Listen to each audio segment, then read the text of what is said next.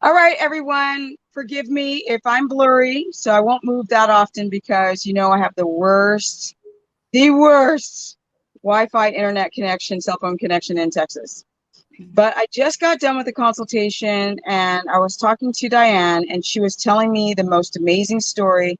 And I thought it would be great to do another real people with real stories on what happened to them when they started doing the dietary trends and what happened with their journey, what their goal was, and what ended up happening. So, welcome, Diane. Thank you. Yeah, my audience would love to hear your real story because you're a real person. You're not one of the experts, right? But in Right. this consultation, she was just explaining like what other coaches, what her goals were, like things that happened. So why don't you just go for it, Diane, and tell us your story? Sure. So I've been basically keto for the last 6 years. I've been kind of up and down and all around with it. I know I've made a lot of mistakes along the way. It's been a journey, let's put it that way.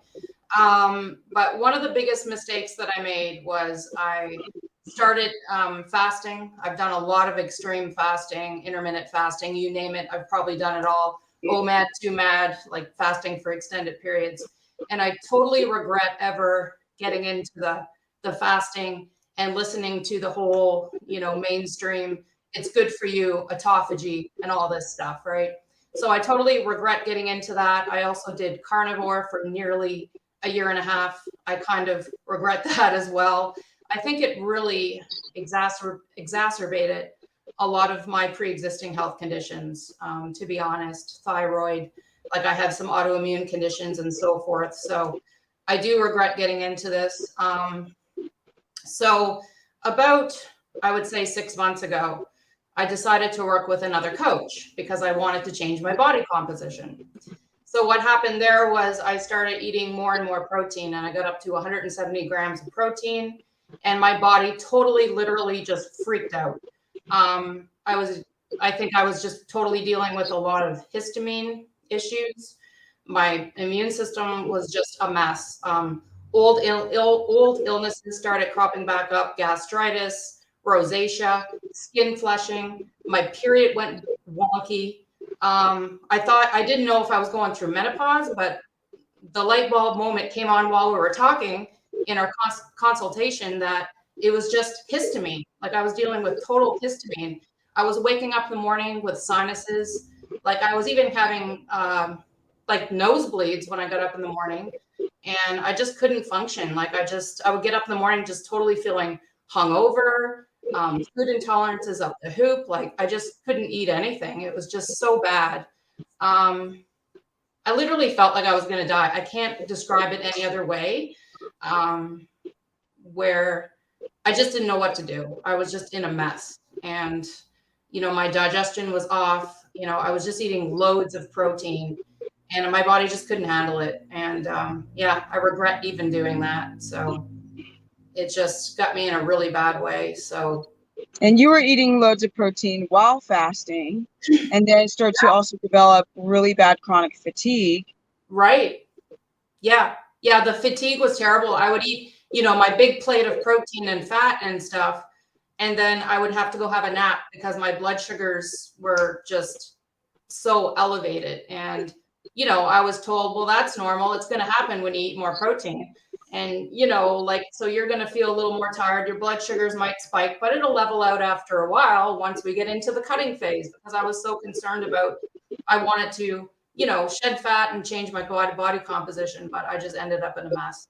The fatigue So was control. what did the coach say? This keto coach was saying just keep eating the high protein, and then we're going to go into some cut phase. What was he explaining for you to do? Yeah. So basically, we just kept upping the protein every week and got up to 170 grams of protein, which basically is, my body weight, almost my body weight. And yeah, and then I was supposed to go at this point, keep maintaining the 170 grams of protein up until the fall and just, lift weights and so forth and just, concentrate on that. And then we were going to start eventually cutting. but I just can't handle that much protein. It's just, I can't do it. Because like you said, you all these ailments, and then the histamine, and then your menstrual cycle, and like all of these things went bananas. Bananas. It was really scary, actually. I didn't know what to do. Yeah. So now you think you might have, what about you also developed lipedema? Right. You want to talk about that? Yeah. So I developed lipedema. Yeah, that kind of made its appearance probably about a year to a year and a half ago. And I wasn't quite sure why. So yeah, I just think that probably a combination of the fasting and The high protein. yeah, the high protein and all my hormones being off. Raised cortisol for sure, because stress in so many different areas of my life and diet and so forth. That made an appearance. And at first I thought, oh, well, I've lost so much weight. I've lost 70 pounds or whatever. I've just got a little bit of loose skin, but that's not what it was. Like, my legs were starting to really look horrible. And it was really starting to develop and exacerbate over time. And now it's to the point where I don't know what to do. Like, my legs aren't looking great at all. And, you know, the high protein and everything, it didn't seem to improve it any, that's for sure. So did that exacerbate it as well? I don't know, but it's not good right now. Well, if I explain to people how I decided to go on this, we kind of juggled the ideas between doing low carb, high fat, or just staying on keto. Right. Because you also did carnivore as well, right? Like a high fat carnivore on top of everything. Right. So yeah. I said, well, let's not go to low carb, high fat yet. She also has no gallbladder, but she does like okay-ish. Okay, she's not dying if she has 3 tablespoons of fat in a meal. So what I explained for Diane to do was to not drink her fat, right? So we can avoid having to go back onto carbs. Sometimes I have people go back onto carbs when their lack of having a gallbladder cannot handle the fat at all. Your body can handle it to some small varying degree. So we created new strategies to take lipase and to possibly take oxbile or TUCA during a meal rather than before. Eating very slowly, not drinking your fat, then also creating meals around every 3 hours, every 3.5 hours, to eat something very, very small to get her digestive system working again. We also talked about strategies of her electrolytes because she wasn't being consistent with trying to get potassium in, which if you don't get your electrolytes on point, it will affect your hormones. So that's the problem with lipedema. They don't really know why, but often they believe it's because of high estrogen levels. I also talked about liver strategies to detox the liver to try to get out some of this excess liver so she doesn't keep climbing in the progressive stages of lipedema. That's the last thing that you want to do when you're trying to drop your body fat and stay healthy and trim. So we talked about taking milk thistle, and I think that eating every couple of hours will help stabilize this blood sugar, because she's been doing this sort of fasting thing and OMAD and TUMAD for a very, very long time. Yeah. And to right now where she's still doing it and drinking coffee, and I'm like, well, let's try to get off the coffee. Let's take those big meals you were eating and just take the same meals and just deconstruct them and put them throughout the day. So it's a lot easier for your digestive system while balancing your blood sugar. And that's going to be the first step before even talking about maybe a second follow-up. But this is what we're going to try for now. And hopefully this will solve a lot of your problems with energy and balance your adrenal issues, the potential thyroid and leptin issues, and also the rebalancing of your hormones. Right. So is there anything else you wanted to add before we phase out this real stories with real people?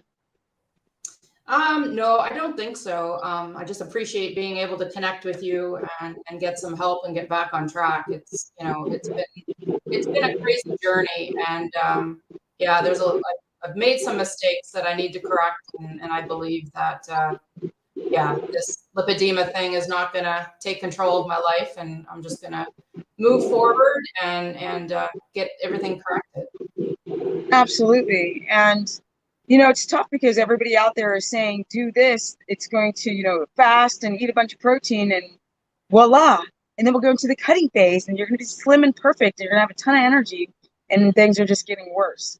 Yeah, so I agree that, yeah, it can't be all about aesthetics. You know, it has to be about health first. And I know that. But, you know, you get kind of trapped in the, or you get caught up in the, what they're saying out there in mainstream community, right? So, yeah, I got to turn off what the mainstream is doing and just turn on what I need to do for my own body. And I think that's what everybody needs to do. Everybody needs to do that, because it doesn't matter that some person over there did great doing those things. Most people don't do great. Right. People have one example, my neighbor did this, and so everything's going to be fine for me. Maybe not, because you're a completely different person who lives their life completely, and their body responds differently to your whole entire history of your life. Right. So we're going to get it, though. We are going to get this. That's what I said before, and that's what's going to happen, because she doesn't have too much damage that I believe can't be corrected. Right. With that said, Diane, stay on. We're going to talk a little bit post conversation. Thank you, everyone. Sorry if the stream is blurry, but you guys, I was in the moment speaking with Diane, and I was like, can we talk about this real quick?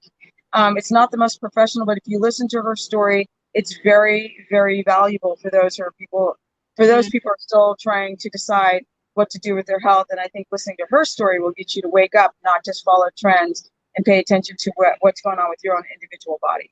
Yeah. Yeah. And if I could just address your audience, just please don't do the high protein. Please don't get into fasting. It's not worth it. The short-term benefits of what you think it might do is going to just create havoc on your body long-term. Please don't do it. Thank you. Listen to Stephanie. She knows what she's talking about. Thank you so much, Diane. I appreciate you. I was like, oh, can you go live, please? She said, sure. And I was like, thank you. This is going to help so many people. So thank you so much. Thank you. I will talk to you on the post conversation. Thank you, everybody, for tuning in. You can go to stephanieperson.com if you need to book a consultation like Diane did. Normally, I don't promote myself, but you guys know I'm moving to Tennessee, and I'm pretty good at what I do, so I'm here to help you if you need me. I also have a course where I follow all 3 dietary protocols, which is low carb, high fat, keto, omnivore, keto, carnivore, for those who can afford a consultation. Otherwise, you can stay right here. We can get great information. Go to my Instagram, which is Stephanie Ketogenic, and we're both out because we need to have a good day. Right, Diane? That's right. That's right. All right. Thanks, guys. Bye.